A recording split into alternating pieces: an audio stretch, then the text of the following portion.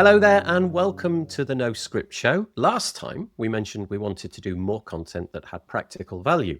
The plan is to do a series looking at components that make up websites, and this would allow us to get more specific about design, but also accumulate a library of reusable snippets for future website builds we do on the show. But before that, it probably makes sense to talk about who this is all for. Now, we've called this episode Becoming a Better Freelance Web Designer, and that's one of the main reasons behind the show. And I noticed David Wormsley there pointing the finger at himself.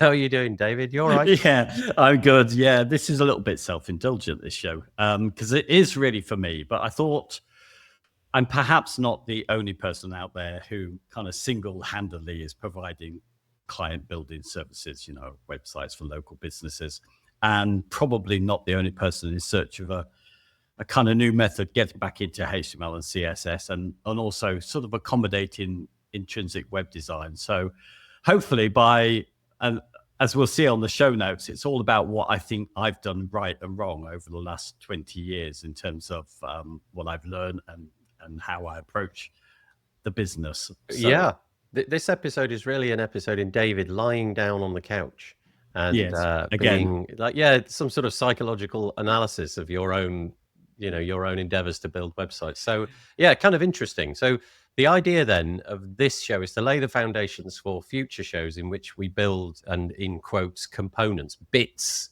for want of a better word, of websites and turn those out as YouTube videos or other types of content. And so this lays the groundwork for who might be interested in that kind of stuff. So shall I put the show notes up? Are we at that point? Yeah, I think so. In which case we will go right to the show notes. I'm just going to say that if you want to sort of follow along with any of this, then on the screen there is the URL where you can find all of this. It's noscript.show/19, so the digits 19, noscript.show/19 if you want to find out where these bits and pieces are. Okay, over to you, David. Kick us off. David, what he thinks he got wrong. Yeah, so I broke this up into what I got wrong, partly right, and where I'm going with this. So Nathan, please add in things that you've got of right. Course, there's plenty that I got wrong as well, but it doesn't always overlap with what you got wrong, so that's kind of interesting. Yeah, and well, it's interesting because it's 20 years since I started building websites, and I've come first circle, but I think I understand things better. So the first thing I put down here is not fully comprehending the nature of the web, and we were talking about this earlier. I think this is true of most of us who came in at a point where web design was already, we had HTML tables. We were already looking at using the web as this visual tool to promote businesses. And we came in as designers doing that, where I think most of us skipped the earlier part of the web story. That is this free communication tool that would work on any device. And it was a HTML first thing. So I think now, because of the fact of intrinsic design, we've come full circle, all of us a little bit, where we're all saying, actually, no, the web is a way of largely communicating to people, mostly text-based content, and then making it pretty. And that just kind of switches the way I look at the whole business. Yeah, I think there's a couple of things I would add into there, but basically it's a rehash of what you said. So the first one is that nobody, I think, comprehends the nature of the web. There's that, because it's constantly changing. But also, like you said, the endeavor really was to create this kind of network of computers that in the event of a collapse of one part of the infrastructure, it would still find a way to get information from point A to point B. And it really was about academics communicating with other academics to share their knowledge. And then it got taken over, and we don't need to go into all of that. But now it's very much tied to businesses and selling things and your place online socially and what have you. And but it does seem that there is the beginnings of a groundswell in getting back to more of the traditional roots, like an open platform to communicate your message out there in a free way that anybody can latch onto. But I know that you're in the baseball, to use that phrase. I know that you're inside all of this. I don't know that message is landing broadly yet, but I think it's beginning to land broadly. I think people are maybe beginning to have fatigue of being sold at, having their data mined and all of that. So maybe we're at the cusp of something. And if that's the case, this podcast is very well timed. Well done. And also, when I was doing the work, I mean, it was a friend of mine who kind of dragged me into doing this as a business because she wanted some help with WordPress at the time. And her old business, her clients always started because she was in marketing and print. So the web was just an addition. Yep. It was just basically turning print into HTML. Yeah. And that's the way that most of us have come in and talk to clients about it. But if we swap it round to the fact that, no, it's a message we're communicating with HTML, which we then make pretty, it does turn everything upside down. So again, with the next thing, my mistake is forgetting the fundamentals, which is kind of HTML stuff.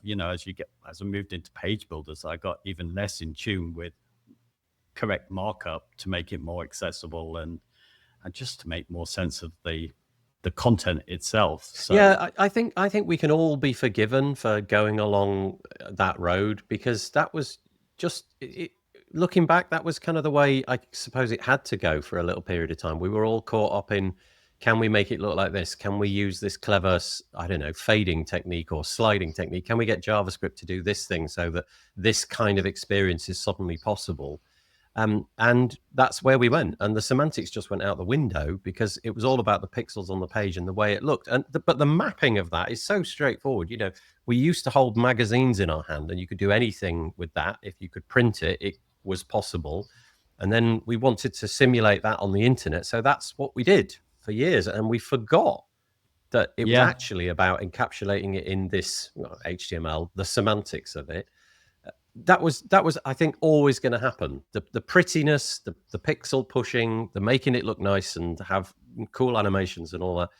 I think that had to happen, and then there be some sort of nascent rebellion, which is what we feel like we got at the minute. So again, I'm lie down on the couch, David.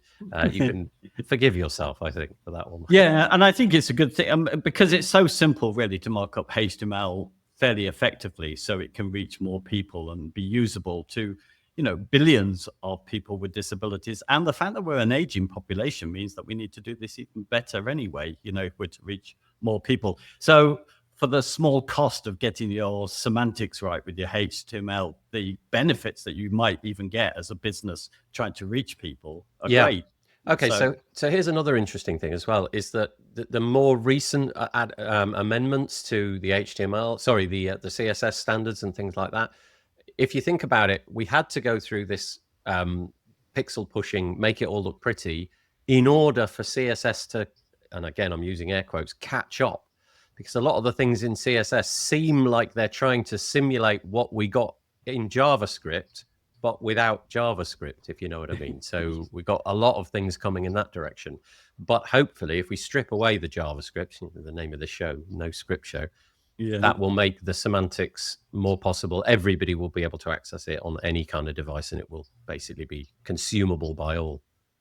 Yeah, it's been an intro. Well, this is going off again, but we were talking a bit before about carousel CSS carousels, right. and we talked around that. And there's a big debate going on, and as we're recording this, about that, because it turns out these CSS carousels weren't quite as accessible as they should be. Which is, yeah. And you hear lots of conversations about that because there's a reaffirming, I think, in the kind of industry about the fact that we must remember it's HTML and CSS are predominant there. JavaScript for anything else that can't be done by those first two. But above all of that, accessibility is absolute. That must be the most important thing. Everybody should be able to, because that's what makes the web unique, isn't it? Right. Through the technology, it can reach everyone. So anyway. Interesting. And then the next one, the third one, ignoring the rule of least power, and then in brackets, too many dependencies. You had to explain this one to me. So what were you meaning here? Yeah, well, I started with HTML and CSS, didn't learn it very well, got into WordPress because that allowed me to do all sorts of dynamic stuff and that. And then with learning that, I couldn't have done stuff without WordPress. But then it ended up being other jobs came to me because I'd found a way, and then particularly a page builder. So it didn't matter if it was a single landing page that should have been done with HTML and CSS, it suddenly went into this whole bunch of dependencies, and you keep building and building upon all these things, forgetting really that you have to support these, and they were never needed, So that was always my mistake, that rule of least power, that you should start off as simple as possible, and as you need it, you add into the pot. I do wonder if this one will go away, because just stepping away from HTML and CSS and in almost every aspect of the technology landscape, so not just the internet, overcomplication is the stuff of companies' lives, isn't it? They have to invent new things, pitch those new things, convince us that we need them all, make them dependable, reliable, something that you want to subscribe to, if you like. And I don't know how many times I've had conversations in the WordPress space in which the just this massive dependency, headless is a really great example, where just so many moving parts to get that to work. And no doubt there are scenarios where that probably is a decent thing, but for most people it's not.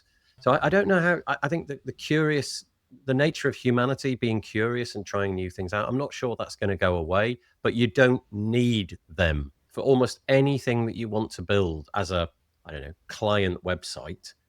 You probably don't need any of those dependencies, and telling yourself, I don't need to waste time on exploring those things, is probably time well saved, shall we say. Yeah, and I think it'll come into our next episodes looking at components, because we'll have to, because not only the tools that you might use and the dependency on those, but also the extra complicated code that you might code in there that weren't needed when the message could have been conveyed in a much simpler way. So I think, this rule of least power is one that I really hold to now, but totally lost it because you just get carried away. You just think, it's wonderful. I've got this system through this tool. I love this tool. Well, I'm still massively encapsulated in that universe. I'm still dependent upon so many different things. Nginx, Apache, MySQL, some sort of Linux distribution, in my case, then PHP. Gosh, the list goes on. WordPress, a bunch of plugins. That's quite a stack. But in your case, nearly everything you're doing relies on a lot of generated content. So you need something like that. You need some CMS in almost every. So, but it's slightly different from, I think, some of the client sites that I've done, which I should have just used some skills, Oh yeah, I mean, I've definitely built client one-pager websites, which I've done in the page builder because I knew that I could achieve it more quickly. But then it's got to have some CMS in the background forever. And really, I'm thinking of one particular case where it still exists. This website is still there, and it is a one-pager, and it's got a whole CMS behind it. Makes no sense. Really.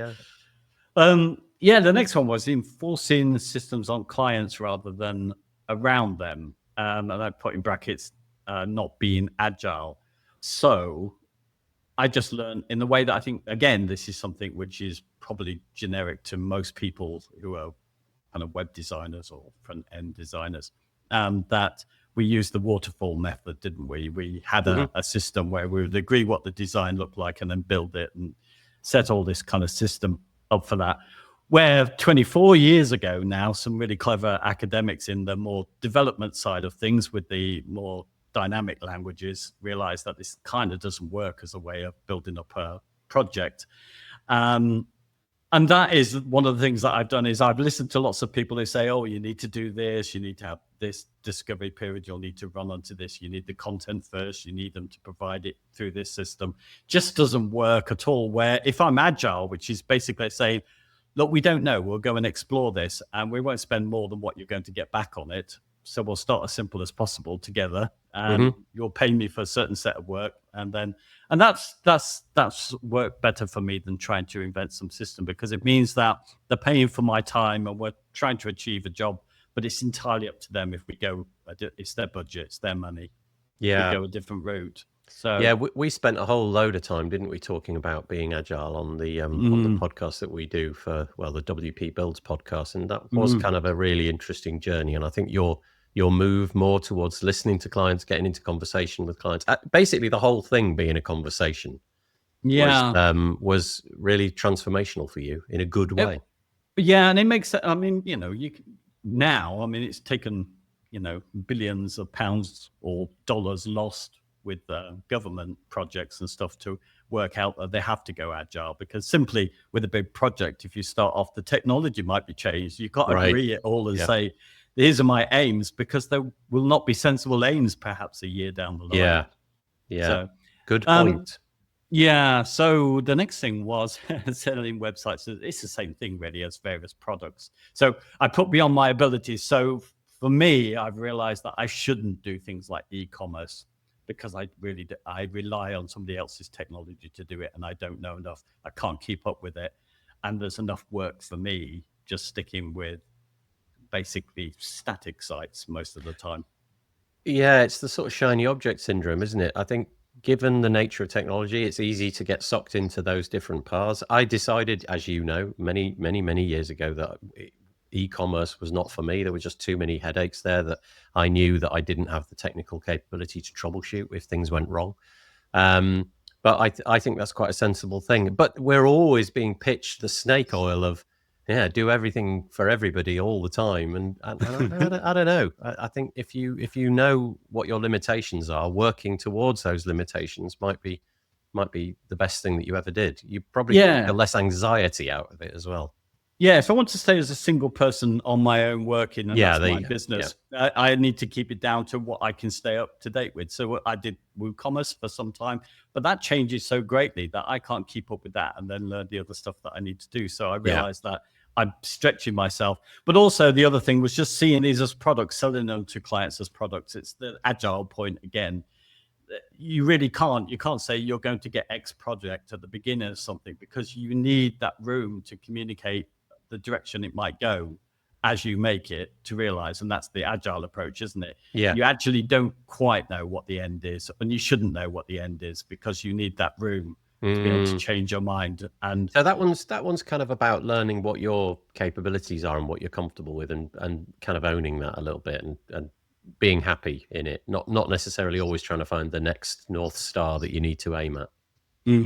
That's okay. I mean, I just think, not selling websites as products is problematic. They're not really a product, are they? They're a communication tool. The web is a communication tool. It changes. We have to be agile. It's the nature of the it's not an off-the-shelf thing which begins at this point and ends at that point. Hopefully you buy it and it lasts for so many years. It's just doesn't work that way. My next one is one you've never fallen for, I think. No, I would just read it out. Not taking payments up front. It sounds like you early on didn't do that. I've never not taken payments. There was essentially, I always went for a kind of 40-40-20 split, like 40% deposit, 40% on some milestone, and then a final 20% at the end. And I've never suffered from that, because it just, the wheels would grind to a halt if people didn't pay. But I've never had that even, so that was all right. You have to do a waterfall method with that one, though, don't you? You do. So it's easier for me. I mean, now, because I just say it's basically an agile sprint of work we're doing. You're buying so many hours. Well, we'll work on it with this aim. So I can say, pay that upfront, and you've got these hours, and then pay it the next, and you've got these hours. But again, you've passed the test, haven't you? You've been paid upfront, whatever the way of doing it. In your case, non-waterfall. In my case, much more waterfall. It still works, but don't not get paid and do a load of work. That's not great, because you probably will regret it at some point. It might work out for years, and then one day you'll overstep the boundaries, or you'll have a client that just simply refuses to pay, and then the silliness of that system will become self-evident. Yeah. I've got the last one on what I think I got wrong was not having an escape route, the ability to sort of pass clients on or let clients go free. What did you mean by that? Was this where you kind of reached the end of the road of what you could do with them, or when they came to you and said, look, we need a new website, but we don't want to work with you. We want the reins of what you've already built, though. Hand it all over. Yeah, exactly. Well, I mean, most of the time, luckily, I haven't really had so much, unless there's been a change of management or person. I haven't had people wanting to leave, but sometimes I've wanted to get rid of certain sites because I don't want to maintain them, because I put all these dependencies in.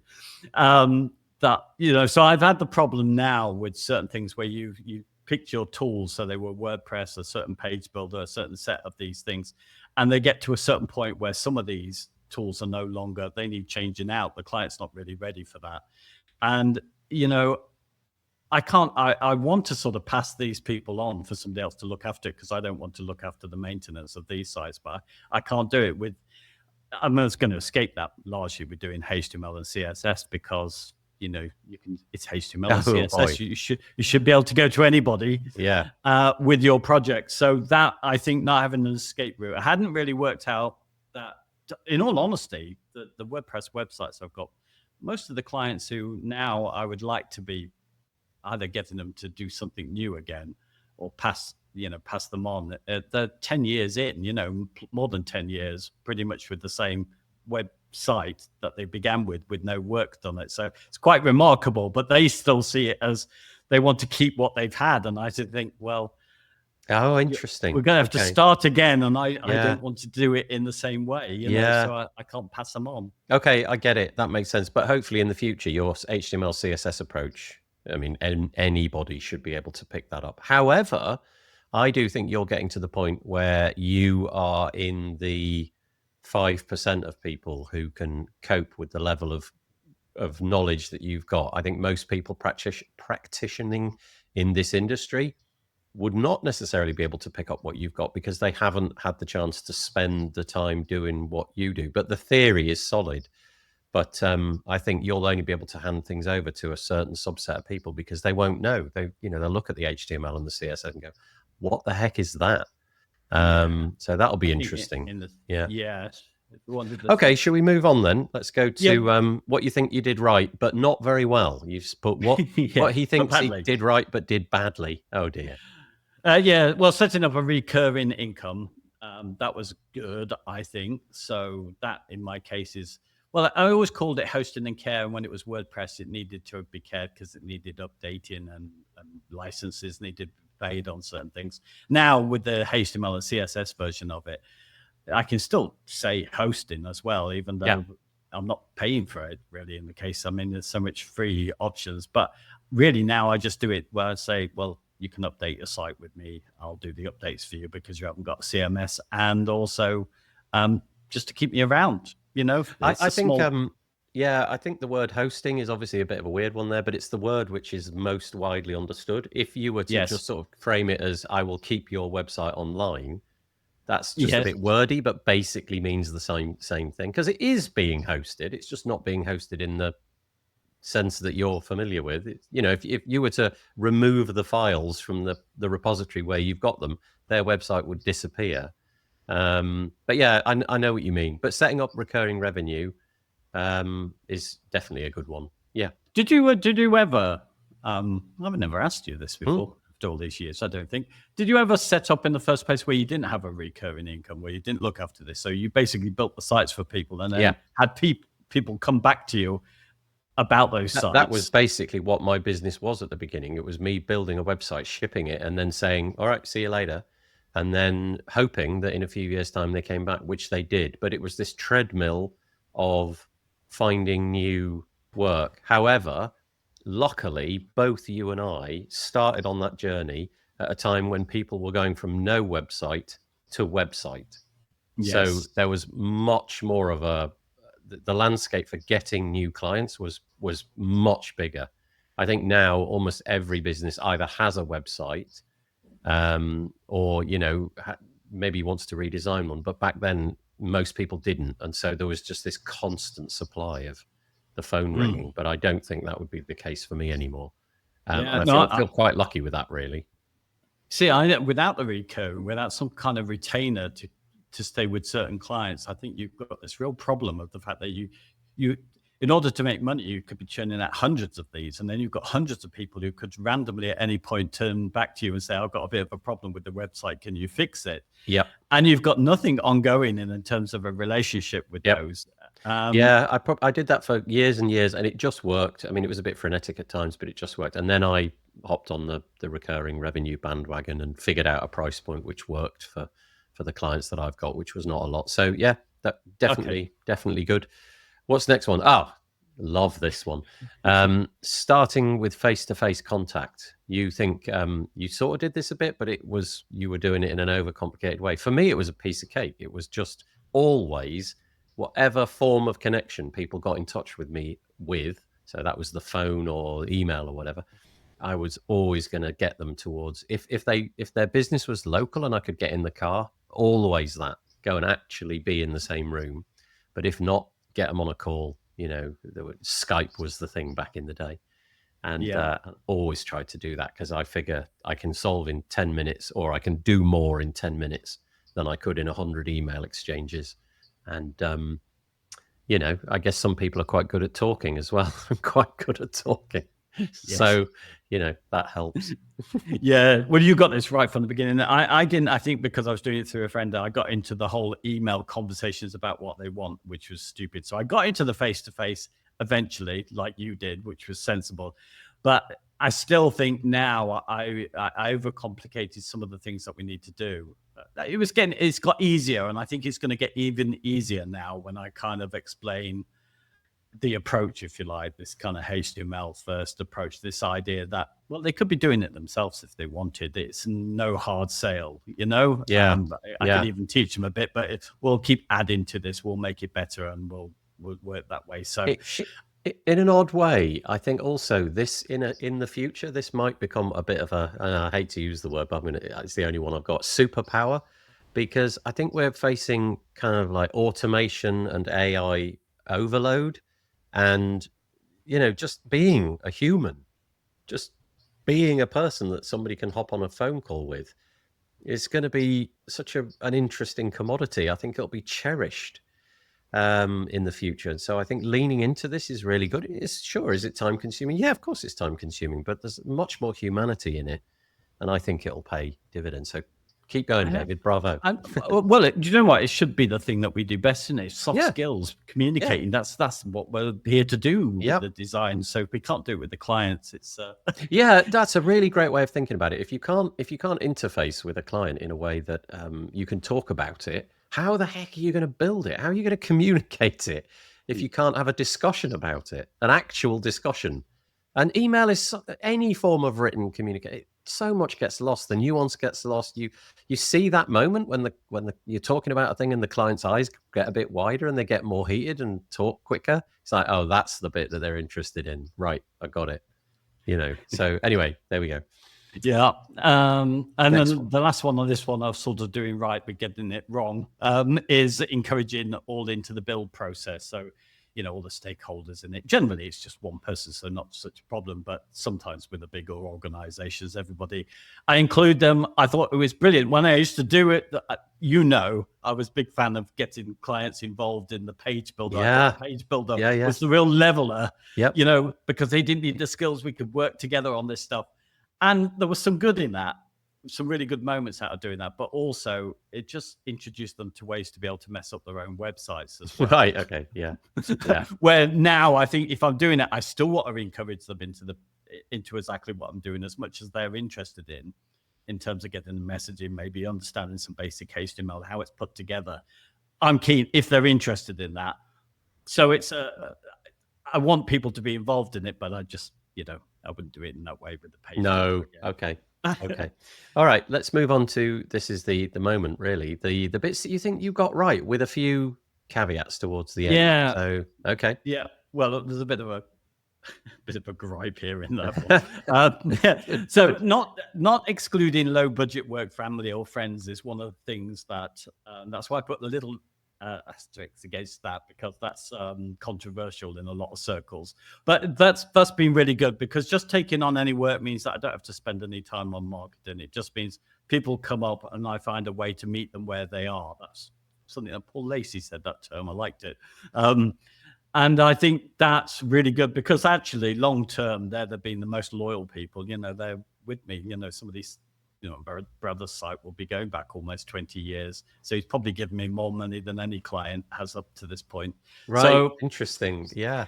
So I think I got that right. Maybe it's a function of you, though. Maybe there is something in this one that people do want to avoid, because, maybe you are somebody that finds yourself getting hot under the collar and falling out with people if they don't listen or behave in a way that you anticipate. But I think you're quite a relaxed kind of approach to most things. So maybe that works in your favor. When the client does something and then undoes it all in a heartbeat and creates lots of work for you, maybe you're able to roll with that a little bit better. So I can see why that rule might not work. For me, it's totally worked. I've worked with family and friends. I was just telling you, I've agreed to do a website for, well, a friend, Yeah. basically, in the near future. Very happy to do that. It's actually philanthropic, so it's a little bit different. But yeah, I would agree with that. It has worked for me too. But what are the caveats? Do you want to say them out loud or not? Well, it was just because of the fact that I'm saying that, and a lot of people would jump at me on this one. There are a bunch of statements which I reject, which I used to hear, particularly, I think, more in sort of Facebook groups, in the page builder circles, and there would be these things that grind my gears. So I'll just go through them, which is clients aren't interested in the tools you use. Clients are only interested in the value you bring. You are the expert, not them. Clients without X budget are not serious. And these are all things that I think are the last things that perhaps page builders should use. And I think they come from these kind of business courses for page builder users that are kind of a little bit like the online trader courses and apps that you get. They're led by motivational speakers who sell you the dream of a lifestyle, tell you what the secret formulas are for dealing with it, but they don't concentrate on whether you've got the skills to match. I think that's the hook, isn't it? You know, they can sell you this dream, but if you don't have the skills to match, it doesn't matter. And I've always taken the approach, and you said this, I think, prior to hitting record, that essentially there's got to be a little bit of skepticism, because if somebody truly is that person, why are they packaging it and selling it to you? Exactly. You would keep hush, or you would be the industry leader. Everybody would be doing what you're doing. Right. You wouldn't have a secret any longer, would you? No, exactly. So yeah, and they generally don't talk. And I think with all of those are a little bit dangerous because of the fact that, I mean, you know, there is obviously truth in all of those things. So, you know, if a client doesn't have enough certain budget, you may, because of the way that your organization works, you know, you have a limit. There's always some sort of, you know, top level. But to just set this and to say that people can't have a website, I mean, it grates my gears so much, because the web was given to us for free. So anybody can, you know what I mean? It was there, so anybody can get HTML document out that explains on their domain to reach everybody. That's a freebie. We come in and we improve upon that with our skills that we bring to it. So I think when somebody says, if they don't have X money, they shouldn't be on the web, it's just like, that's a really interesting framing of that argument. I love that. So the web, HTML, CSS is free, and we come on and finesse it. And so the idea of sort of closing people out, you know, you have no business having a website without X number of, well, let's say dollars down. Yes, you do. Yes, you totally do. It's free. It's almost like a human right. Okay, so there's all the caveats as well. Right then, so that was my rant. No, I enjoyed it. It's good to see the pitchforks coming out a little tiny bit. The next one then is not specializing. You think you got that right? You're glad about that? Yeah, because I think a lot of people will say, particularly these business courses, that you need to find a niche. And I think that's true in the sense of what you do and the person you do, the locality you're in, and all those kind of things put you in a niche. But I think trying to say I only do this type of websites, I do websites for plumbers only or for vets only, I think no, because the skills we should be bringing are these front-end generic skills, these things about being able to communicate through HTML, the message of someone. And I'm not going to be an expert in veterinary practices, you know, and be that. They're good to be the expert. My job is to use my general skills, soft skills, to be able to pull out what their message is within their speciality. So I think, I've decided the generalist is perfect given what I do. Yeah, precisely, given what you do. And also, you know, if there's a really nice project that you turn down because it's not a vet website, that seems such a shame. You might learn so much during that and enjoy the process, and they're just the perfect client in every way. But are you a vet? No, I'm so sorry. We have no business doing your website. Well, yeah, exactly. And if I set up David's website building for vets or something, and then Nathan comes along in the same area and says, I've got even better vet sites, you know, and Do you know what I mean? You get into I that do. sort of I do. This is something I've mulled over for a long time. My skills regarding vets websites, as opposed to yours. I demur. I think you're probably better. Right. Next one then. Critically assessing to keep costs down. Oh, yeah. Okay. Well, I've always been, You have always been. You're much better at this than I am. Yeah, checking out the backgrounds of people and whether there's something. That's something I've done with sort of page builders. I trust the people and look into them, not just what they're selling me. And I've done it a lot with hosting as well, which has saved clients money, I think, because hosting can be really expensive and they'll sell you a whole load of stuff you don't need, where I've always jumped onto the easiest way to be able to do the hosting that I think is safe enough for me to be able to manage. Anyway, there's not much of a point on No, that. but I think you're right. I was always taking intuitions from you about those kind of things because you would always do the research, whereas I just generally didn't ever get to yeah, do the research, well, yeah. Due diligence on Yeah, things yeah, that exactly. have been marketed at me. Yeah. And then I guess our final section is what you're trying to solve now. What's going on? Yeah, better messaging. So I need to talk to clients. I need to get over this intrinsic design. I need to get over this. What I've been saying through this is this kind of content first over pretty pictures of websites thing that we've been stuck in for the last, 25 years. And that's what I've got to get much better at, being able to get this over to clients, I think. And the next one, really, which is just the lead up, this is our segue to the rest Nicely done. The episodes is we need faster building with snippets, which is why we're going to start looking at all these components, because I need them for more jobs and more recurring. Yeah. So the intention for you, I suppose, as a business is to have a collection of tried and tested bits of websites, components of websites that you yourself can reuse, store them in some repository of your own confection, but also, as a nice gesture, is to demonstrate on YouTube videos like this how you have gone about doing that, building them from the ground up, what they do, how they do it, how you could copy and simulate what David's doing so that you don't have to do all the hard work. Sounds like fun. So is that the plan then, to start doing those fairly soon? Yeah, I think so. Hopefully, I'm putting him on the spot here because we're mentioning hopefully we might have our previous guest Paul might come and join us where we can just talk a bit about what components we do, because big debate for me is I want to simplify everything. So every time I start to look at any kind of component you make, I just think, do we need this? No, but I think that's brilliant. I think that's a really good way of approaching it, certainly from the the accessibility point of view, the optimization point of view, the SEO point of view. All of it feeds into that.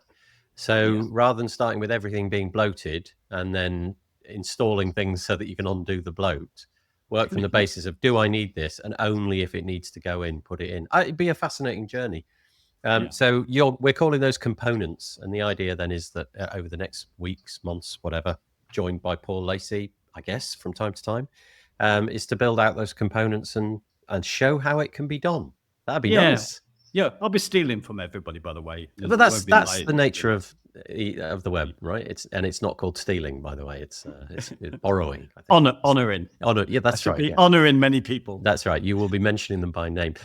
If that's the case, and we've come to the end of that one, is it time to say farewell? It is. Well, that was interesting. So now we know what David's good at and what he's not very good at by his own admission. And hopefully, in the near future, we'll start doing a bunch of content related to like practical how-to kind of videos about little web-based components, bits and pieces that you can use to make your own websites. Why I like the format that we might do, because it gives us a chance to look at just one part of a website and talk about the UX and the design and even SEO and pull it apart, where before, where we were starting to build sites, there was kind of a bunch of code that we just had to skim over quickly. So we can start to really hone in on the codey stuff, but also the where it fits into the design. I like that. Yeah, me too. I've got some ideas which I'll share after I've stopped this video. So I'll speak to you in a few seconds. But thank you if you've been listening or watching. Really appreciate it. Thanks, David. Bye. Bye-bye.